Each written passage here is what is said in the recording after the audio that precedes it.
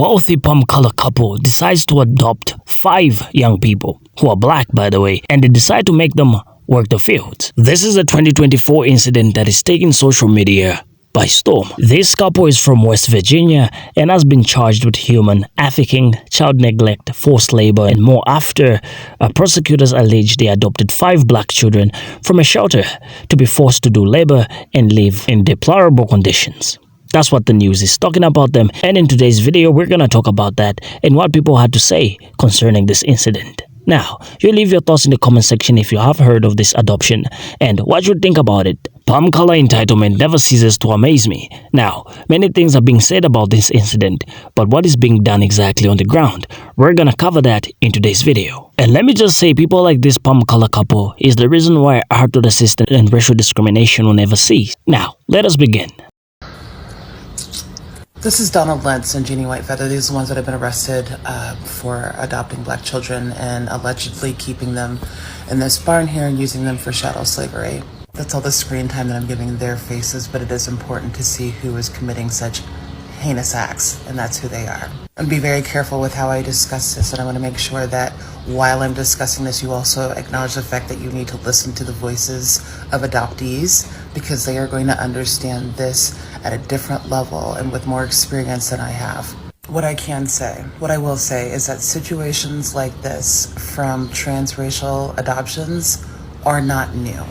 This story is not a one-off. This story is not the first time we will hear of this, and it will likely not be the last time that we hear of this. What these people have allegedly done to the children that they adopted, what they have done is they have exacted and executed their hatred towards black people onto these black children, purported to care about their well-being and bringing them into their home, and then turned around and treated them completely inhumanely.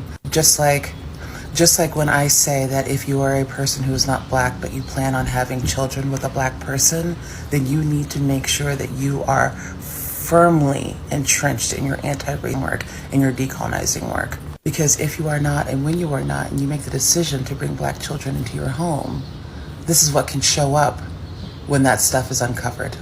And by stuff, I mean race and upholding white supremacy. And that type of work needs to be done too if you make the decision to adopt transracially. I sigh when I say that, because what I've been taught and what I've learned and what I'm so grateful for learning and learning more about, adoption is not this gift that people have made it out to be, because there's so much work that needs to be done and so much more racism that becomes uncovered through stories like this. I'm going to use the hashtag AdoptnTikTok, and I'm going to encourage people that watch this video to check out that hashtag to find other creators to listen to.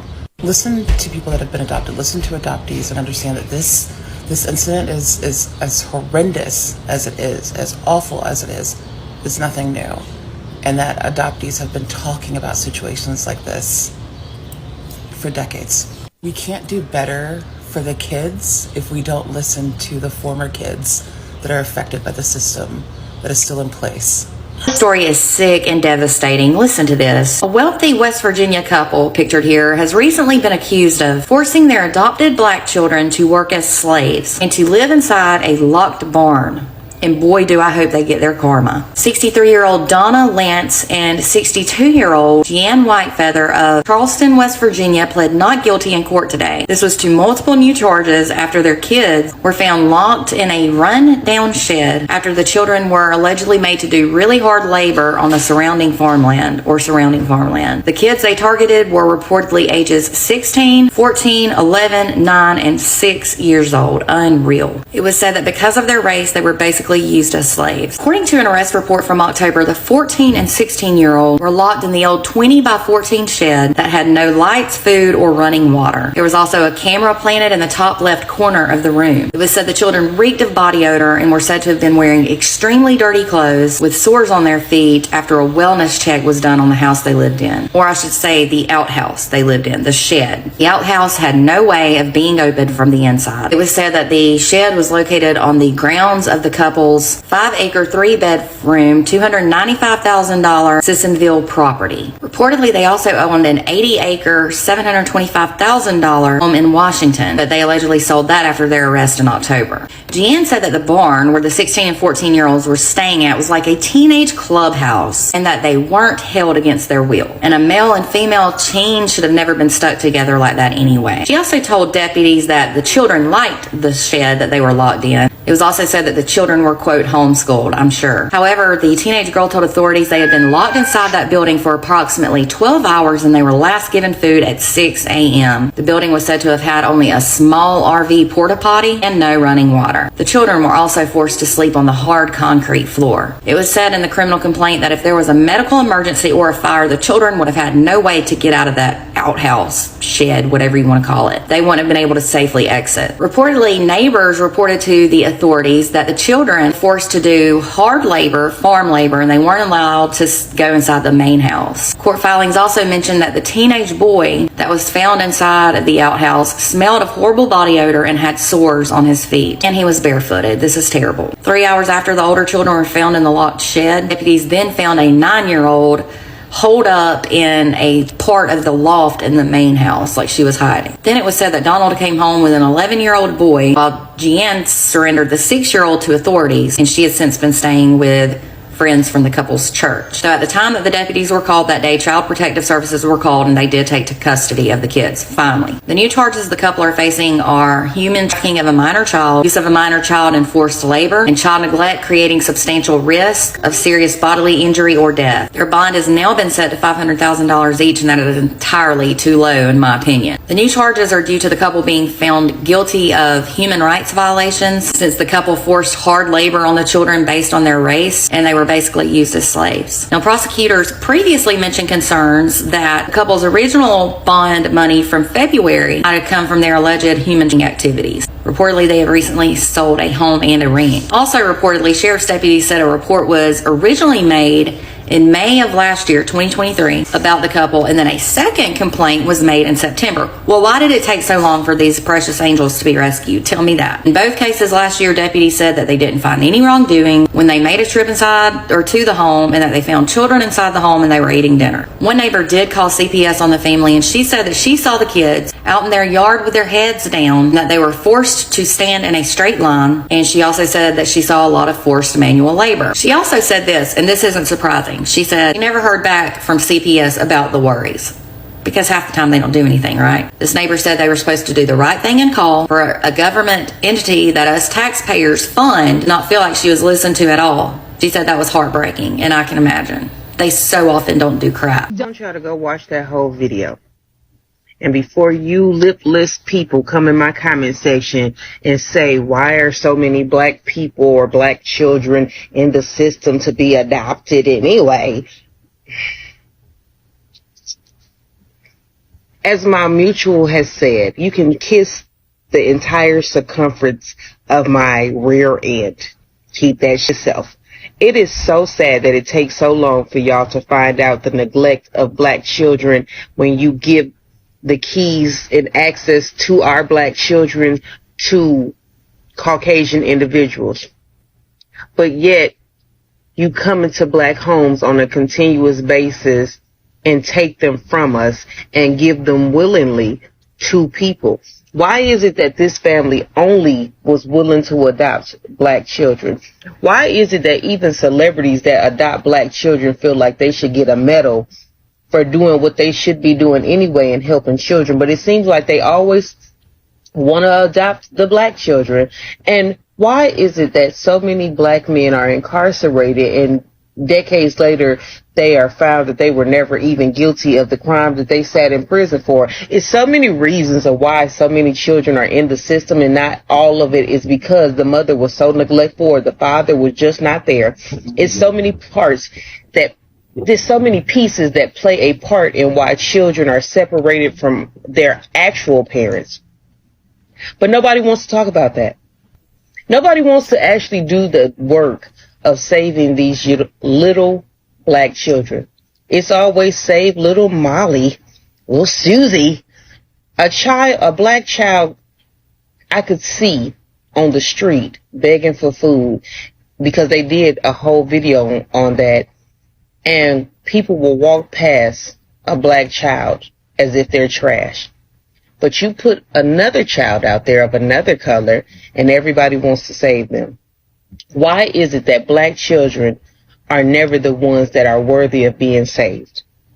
This particular situation does not surprise me. I live in the state of Indiana, and I had a meeting with DHS where DHS told us that they are low on foster homes, so anybody could sign up. And they're just sticking children anywhere. And nobody sees a problem in that. And here I am trying to open a transitional house, and nobody wants to even do that, because my entire page seems to be suppressed because nobody wants to talk about the positivity that certain black people are trying to do in our own communities, because too many of us are too busy trying to be viral and talk about the tragedies versus do something about it and make changes. I pray for these children, the suffering that they've endured. I pray for their spirits, their mental, them as a whole. I pray that the next family that they are placed with, they do a better job, because where's the case manager? How did the case manager not know that these children were being treated like this? Because last time I checked, you're supposed to check on children quite frequently when they have been adopted. But even when I was in the foster care home, nobody checked on me. And even when I told my caseworker, who looks like the Rock doppelganger, that my foster father was touching me in my sleep, everybody said that I was just trying to make up something until I ran away, because I could not handle being touched by someone that was supposed to be protecting and giving me somewhere safe to stay. It is sad. But you know, y'all, I digress. I've gone over my time limit. Please go watch her video.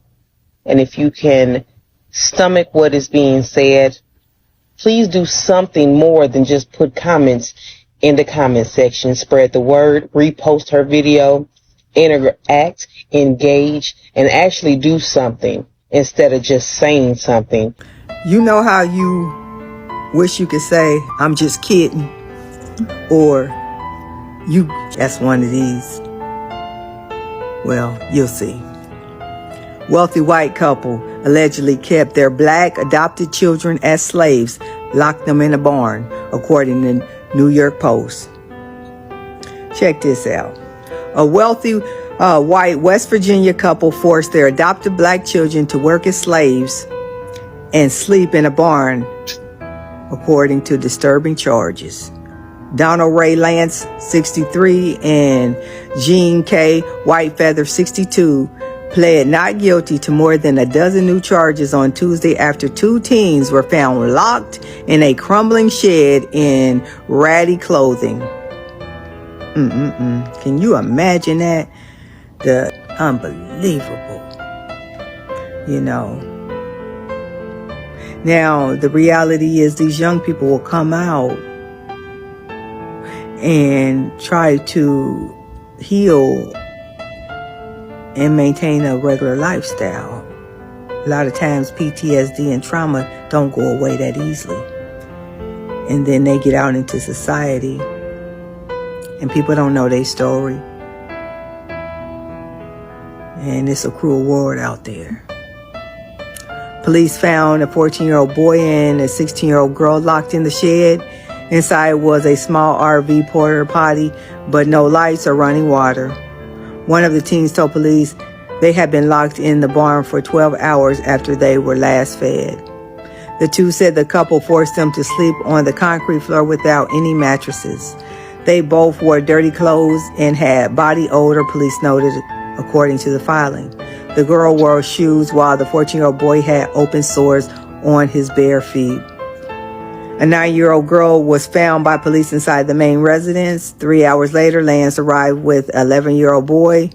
Whitefeather soon followed with a 6-year-old girl who'd been with acquaintances.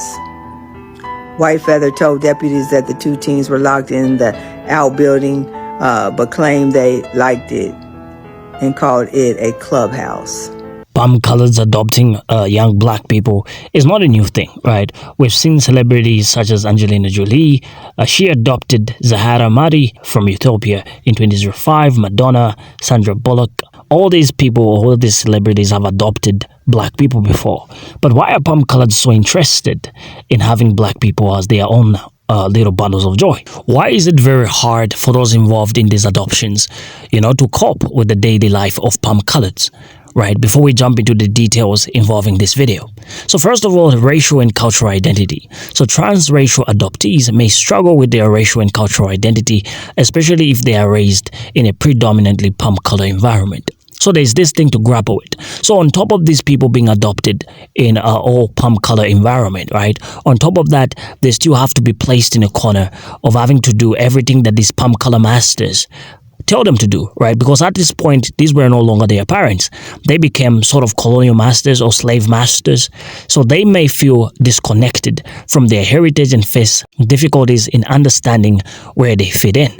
So I guess this is something that these people may have to grapple with in their life later on, because this is an incident that is profound now. It has been marked in their life, right? It is permanent. The other aspect they have to grapple with is art-to-assist and discrimination. So both the children and their families may encounter art-to-assist and discrimination. Now, would you tell me that in this phenomenon, since these were their parents, were they not facing this sort of racial discrimination? So on top of being adopted, you look at these people for a moment as if they are your parents, and then on top of that, they have to turn against you and make you work the fields. So what sort of racial intimidation were they being faced with? So this can range from subtle migrations to overt acts of art-to-assist. It's crucial for adoptive parents to acknowledge and address these issues rather than adopting a colorblind approach. So were they adopting a colorblind approach, or did they have just this biased agenda attached to it? So the other aspect is lack of diversity. Living in a community that lacks racial or cultural diversity can exacerbate feelings of isolation and difference for transracial adoptees. It can also make it harder for them to find role models and peers who share their background. And I guess that is the reason why people that have been involved in such adoptions should come out and give out their perspectives on social media, so that later in life when these people grow up, they become exposed to that information, so that they don't feel alone in such situations. Because at this point, perhaps they are thinking that they are the first ones to be involved in such. Cultural competence is the other perspective, so adoptive parents need to educate themselves about their child's cultural background and integrity aspects of that culture into their daily lives. And the other thing that I pray for is that these institutions that give these parents or these adoptive people may even educate them, on the need for them to foster understanding and inclusivity in these families, and how I wish they could regularly check up on them. Like, why give them into the palm color hands and there and then just forget about them? How I wish they could be committed maybe even for 6 months, always checking up on them and seeing how they are progressing and how they are coping in their new home. Now, this may help the children develop a positive sense of identity and belonging. So extended family members and friends may not always understand or support their adoption, leading to strained relationships. So perhaps could these people have been pressured perhaps into doing this? Maybe somebody was forcing them, or somebody gave them this narrative, to say you can adopt black people and then make them your slaves. Now, who knows? But they did it anyways. The other aspect is emotional and psychological impact. This is the most important thing that these people might be grappling with. So adoptees may experience feelings of loss, rejection, or confusion about their identity. So now imagine in a normal situation where they have been adopted, they experience this sort of things, right, that they grapple with. But now these people, on top of that adoption, they have to grapple with the thing of slavery, right? They have been involved in slavery unknowingly.